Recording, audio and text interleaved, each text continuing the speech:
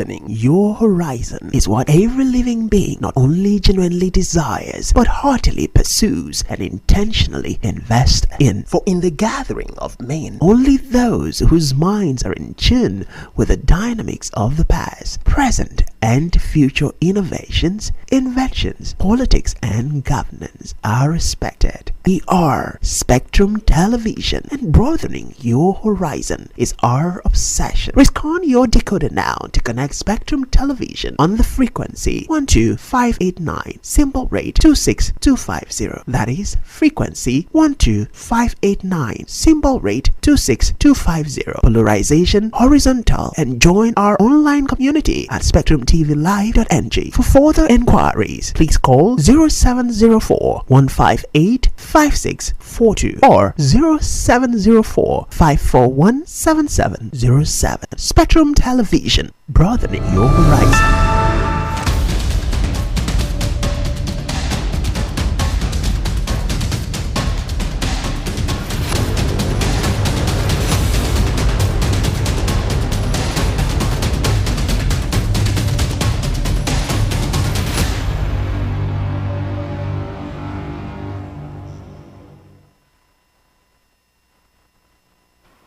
Good afternoon and welcome to Spotlight Africa. We're coming to you live from the capital city of Akwa Ibom State. We bring you stories all around the continent. My name is Uyai Imam. Today on Spotlight Africa, Botswana declares national public health emergency. South Africa's HIV fight at risk after $427 million US aid cut. Ethiopia's Amhara region to enroll millions of out-of-school children.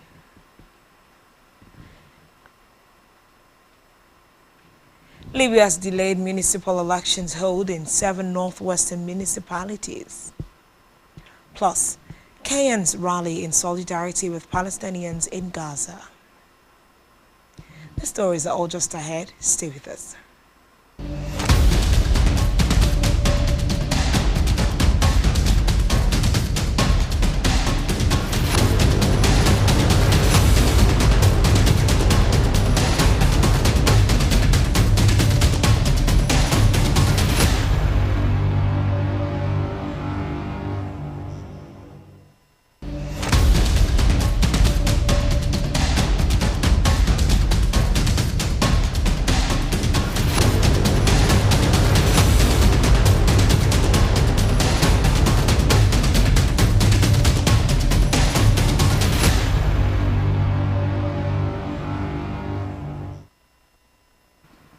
It's a good Tuesday afternoon, and we look at stories coming out of the continent. On health emergency, we see that Africa is declaring a health emergency, which has been declared in Botswana as the country runs critically low on medicines and supplies. The shortages have left hospitals and clinics scrambling to treat illnesses ranging from hypertension to cancer and diabetes. The health ministry blames the crisis and financial challenges. President Dumo Boko says rising procurement costs and inefficient distribution systems have led to losses, waste and damage.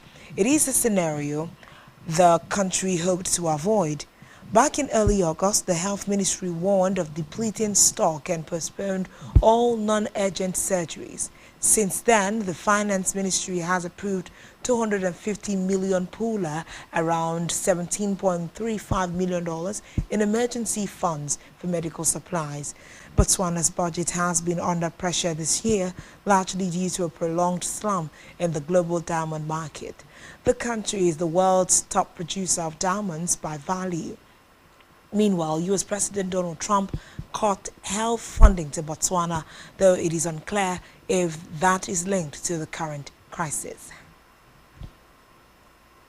South Africa's government has vowed it would not let the U.S. withdrawal of about $427 million in support collapse its HIV program, the largest in the world. But it is struggling to fill the gap, and experts are warning the next few years could see hundreds of thousands of new infections. South Africa has more people living with HIV than any other country in the world. When U.S. President Donald Trump slashed America's foreign aid budget, the impact was immediate as free clinics closed their doors, leaving patients without medication.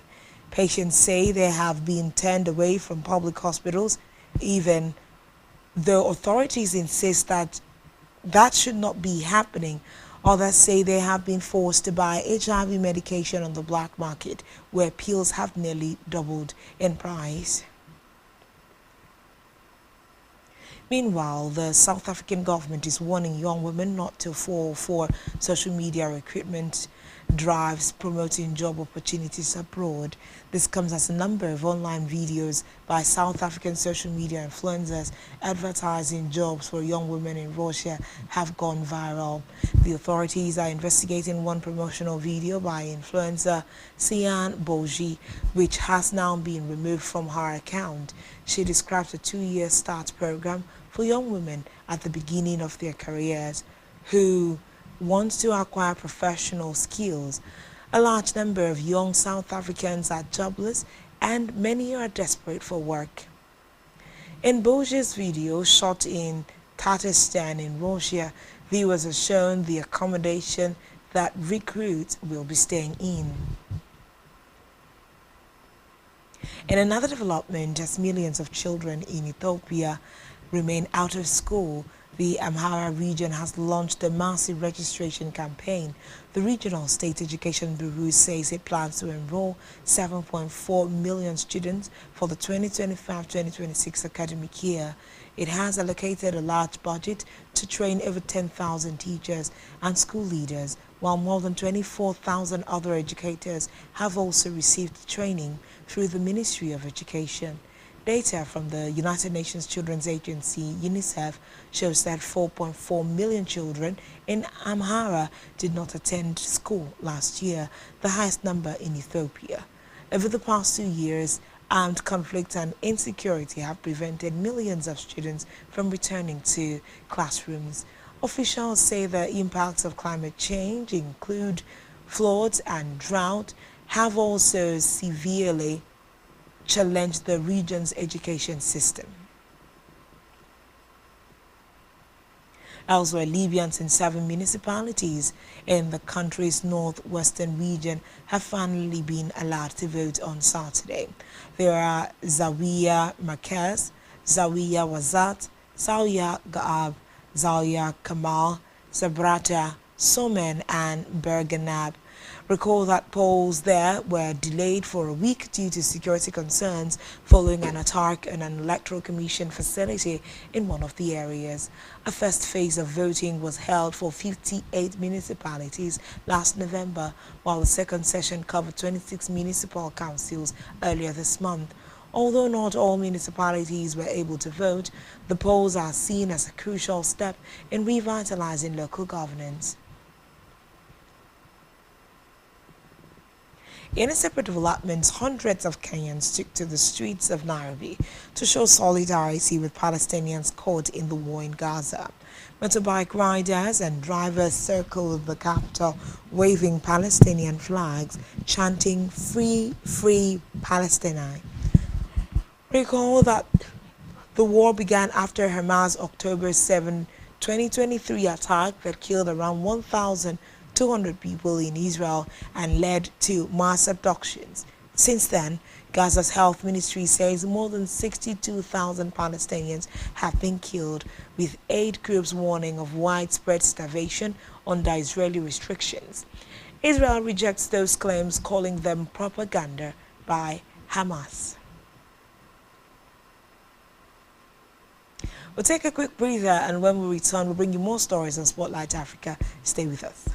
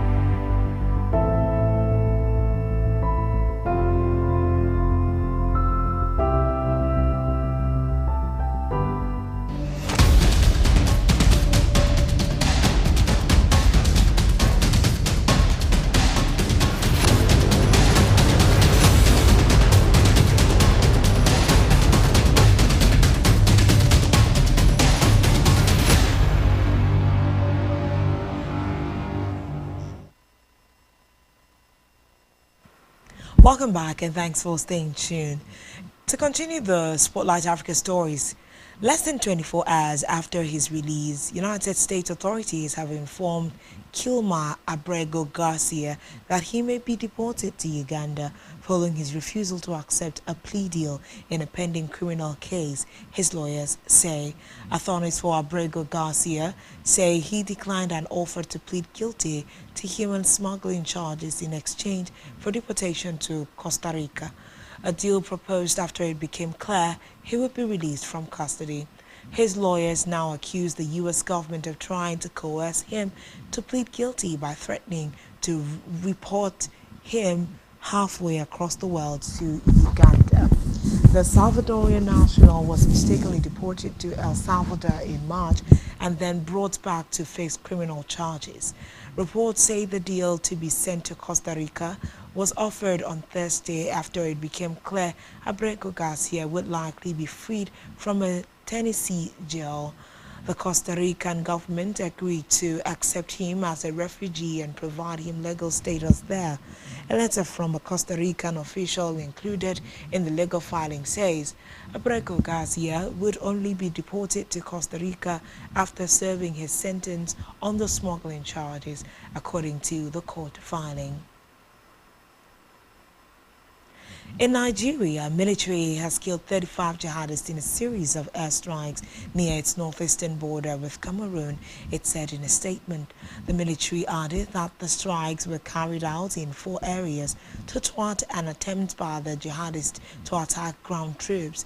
Nigeria has been battling jihadist groups for more than a decade, as well as violent criminal gangs, sectarian conflict, and widespread kidnappings from ransom. On Saturday, a group of prominent Nigerians, including ex-government ministers, business persons, and civil society activists, issued a statement raising concern that parts of Nigeria were enduring wartime levels of slaughter, while the country was officially at peace. The group cited a report released in May by rights group Amnesty International, which said that at least 10,217 people had been killed since President Bola Tinubu took office 2 years ago. It called for the formation of a presidential task force with wide-ranging powers to end the numerous conflicts, including the resurgence of the militant Islamist group Boko Haram and the breakaway Islamic State West Africa province ISWAP in the northeast. Lastly, today on Spotlight Africa, in a significant step toward re-establishing control, 2 of Sudan's top officials visited the capital to evaluate security and infrastructure repairs, signaling the government's intent to end its 16-month exile in Port Sudan and return to Khartoum by October. Malik Aga, the deputy chairman of the Sovereign Council, and Lieutenant General Shams al-Din, the deputy commander of the army, arrived in the city to personally supervise the restoration of essential services and engage the civilian and military leadership. Their visit, as confirmed in official statements, marks the highest level assessment of conditions in the war-torn capital as the government intensifies its plans for a return. The Sudanese government has been operating from the Red Sea city of Port Sudan since the brutal conflict between the National Army and the paramilitary Rapid Support Forces erupted April 15, 2023, devastating Khartoum and displacing millions. And that's all we have for you today on Spotlight Africa.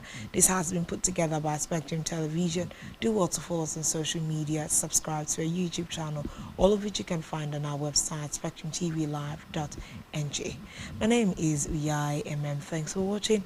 Enjoy the rest of your day. Good afternoon.